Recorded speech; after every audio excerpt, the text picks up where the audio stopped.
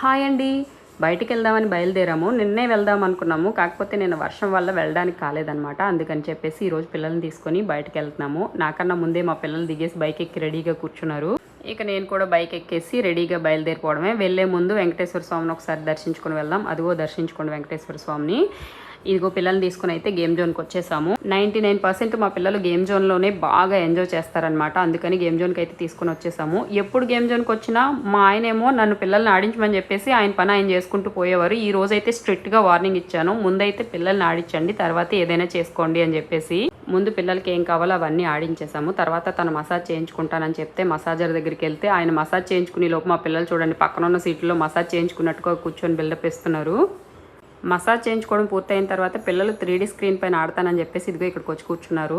సరే అని card swipe చేశాను. పిల్లలేమో 3D స్క్రీన్ మీద ఉన్న బొమ్మలు మీదకి వస్తున్నట్టుగా ఉంటే వాళ్ళే కాలుస్తున్నట్టుగా ఫీల్ అయ్యి ఎంజాయ్ చేస్తున్నారు. ఓకే, మరి నెక్స్ట్